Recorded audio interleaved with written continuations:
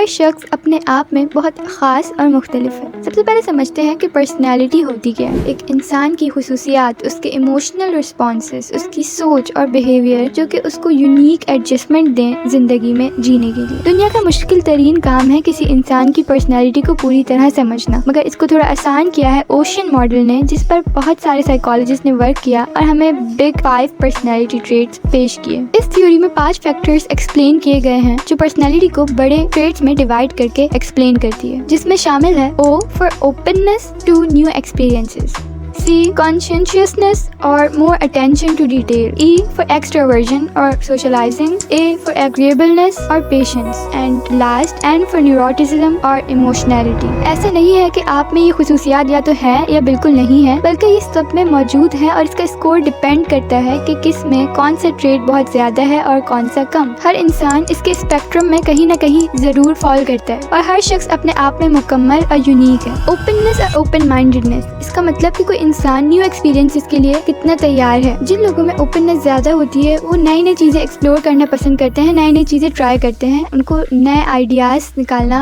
Innovation, new information accept वगैरह बहुत पसंद होती है। एडवेंचर पसंद होते हैं, ऐसे लोग आर्टिस्टिक और क्रिएटिव ज्यादा होते हैं, वो नई नई चीजें ट्राई करना पसंद करते हैं एक बोरिंग रूटीन के बजाय। ऐसे लोग ज्यादा फ्लेक्सिबल और इमेजिनेटिव होते हैं। और इसके बरअक्स जिनमें ओपन माइंडेडनेस और ओपननेस कम होती है वो ज्यादातर ट्रेडिशनल टाइप के लोग होते हैं, सेम रूटीन फॉलो करते हैं, कोई नई चीज ट्राई करने के बजाय। वो सॉलिड फैक्ट्स पर ज्यादा यकीन रखते हैं फ्री फॉर्म आइडियाज के बजाय। उनको न्यू एक्टिविटीज में इंटरेस्ट नहीं रहता, जबकि जो चीज उन्हें पसंद आ जाए वो उसी को फॉलो करते रहते हैं सेम पैटर्न के साथ। उनको न्यू आइडियाज और इन्फॉर्मेशन और आर्टिस्टिक एक्सप्रेशंस में इतना इंटरेस्ट नहीं होता। लोग ज्यादातर अपने फिक्स्ड माइंड रखते हैं, जबकि जिनमें ओपननेस ज्यादा होती है वो लोग चेंज को बहुत पसंद करते हैं। जिनमें ये फैक्टर कम होता है उन लोगों को चीजें वैसे ही पसंद होती हैं जैसी वो चलती आ रही हैं।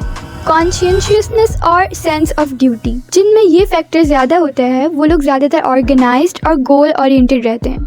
उनको खुद पर और अपनी सराउंडिंग पर बहुत अच्छा कंट्रोल होता है। वो लोग शेड्यूल ओरिएंटेड और गोल फोकस्ड होते हैं, हर चीज़ की डिटेल पर फोकस रखते हैं, फ्यूचर को प्लान करके चलते हैं, खुद पंक्चुअल होते हैं। ऐसे लोगों पर भरोसा किया जा सकता है, ये लोग रिस्की नहीं होते, सोच समझ कर चलते हैं और इन लोगों को अपने स्कूल और वर्क वगैरह पे अच्छी सक्सेस मिली होती है। और जिनमें ये ट्रेट कम होता है वो लोग डिसऑर्गेनाइज्ड और अनस्ट्रक्चर्ड रहते हैं। वो अपने काम को बाद में डिले करते रहते हैं, प्रोक्रेस्टिनेट करते रहते हैं, थोड़े बहुत केयरलेस होते हैं, चीज़ों को आखिरी मिनट तक के लिए छोड़ देते हैं, अनडिसिप्लिन होते हैं, मैसी होते हैं, अपने काम में एथिक्स में इतने ज़्यादा अच्छे नहीं होते। ऐसे लोगों को रिस्की कंसिडर किया जा सकता है क्योंकि ये लोग अनरिलायबल होते हैं, एंड मौके पे धोखा दे सकते हैं, पंक्चुअल नहीं होते, और ये लोग अपने स्कूल और वर्क वगैरह में बैड परफॉर्मर्स होते हैं। चीज़ों को इतना ज़्यादा ऑर्गेनाइज करके प्लान करके नहीं चलते, बल्कि जो जैसे जा रहा होता है उसको वैसे ही जाने देते हैं, जिसकी वजह से इनको बहुत ज्यादा मुश्किल का सामना करना पड़ जाता है। ये सेंस ऑफ ड्यूटी इंसान की एज के साथ साथ बढ़ सकती है। एक्स्ट्रावर्जन और एक्सट्रोवर्जन, ये वो लोग होते हैं जो सोशलाइज करने से, लोगों के साथ मिलने जुलने से ज्यादा एनर्जाइज हो जाते हैं। जिनमें ये फैक्टर कम होता है वो इंट्रोवर्ट्स कहलाते हैं। एक्सट्रोवर्ट लोग पीपल ओरिएंटेड होते हैं, वो बात करने से पहले सोचते नहीं हैं, उनको बात करना बहुत पसंद है और बड़े बड़े सर्कल्स में रहना बहुत पसंद होता है। वो लोग सेंटर ऑफ अटेंशन बनना चाहते हैं और लोगों के दरमियान रहने से बहुत खुशी मिलती है। ऐसे लोगों को अकेले रहना बिल्कुल नहीं पसंद होता, अगर वो अकेले छोड़ दिए जाएं तो उनकी एनर्जी ड्रेन होने लगती है। जिनमें ये फैक्टर कम होता है उन लोगों को अपनी कंपनी में रहना बहुत पसंद होता है, वो अपनी कंपनी में रहकर एनर्जाइज होते हैं और लोगों के साथ रहकर उनकी एनर्जी कम होती है। ये लोग बोलने से पहले सोचते हैं, रिजर्व्ड नेचर के होते हैं और बहुत सिलेक्टिव होते हैं, स्मॉल कंपनीज और पार्टीज रखते हैं, इन्हें ज्यादा बातें करना नहीं पसंद होता। रिसर्च और डेवलपमेंटल वर्क के लिए ये लोग ज्यादा अच्छे होते हैं, दोनों ही अपने हिसाब से बहुत यूनिक है।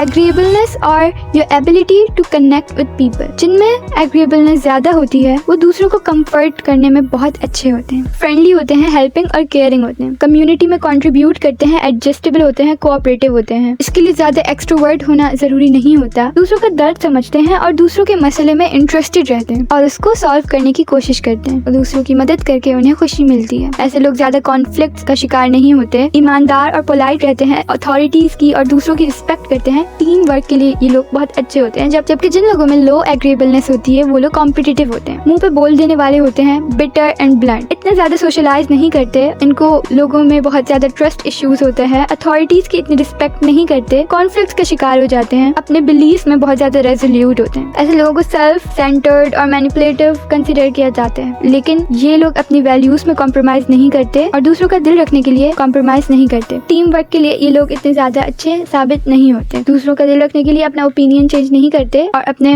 बिलीव्स और वैल्यूज में फर्म रहते हैं। न्यूरोटिसिज्म और नेगेटिव इमोशनैलिटी, ऐसे लोग बहुत जल्दी परेशान हो जाते हैं और बहुत जल्दी स्ट्रेस ले लेते हैं और स्ट्रेस के साथ डील करना इनके लिए बहुत मुश्किल हो जाता है। ये लोग बहुत ज्यादा इमोशनल और हसास होते हैं और इनको पूरे टाइम में सपोर्ट की बहुत ज्यादा जरूरत होती है। टॉलरेंस का लेवल इनके अंदर कम होता है, हमेशा हाई अलर्ट पे रहते हैं, एंग्शियस रहते हैं। ऐसे लोग ज्यादा जल्दी डिप्रेशन का शिकार हो जाते हैं, जल्दी इरिटेट हो जाते हैं, इमोशनली इतने ज्यादा स्टेबल नहीं रहते और मूड स्विंग्स इनके रोज का होता है। जिनमें न्यूरोटिज्म का फैक्टर कम होता है वो लोग बहुत ज्यादा काम और रिलैक्स नेचर के होते हैं। वो लोग इमोशनली स्टेबल होते हैं, इतनी जल्दी स्ट्रेस नहीं लेते और स्ट्रेस के साथ डील करना बहुत अच्छे से जानते हैं। इनको अपने इमोशन पे बहुत अच्छा कंट्रोल होता है, मेंटली एंड इमोशनली स्टेबल रहते हैं। ये सारे ट्रेट्स उम्र के साथ तब्दील हो सकते हैं। ऑन एवरेज एग्रीएबलनेस और कॉन्शियसनेस बढ़ने के चांसेस उम्र के साथ ज्यादा होते हैं और बाकी फैक्टर्स के कम होने के। हर इंसान डिफरेंट होता है और उसमें कौन सा फैक्टर कितना ज्यादा और कितना कम है ये भी सब में डिफरेंट होता है, जो उसको एक यूनिक पर्सनैलिटी का मालिक बनाता है।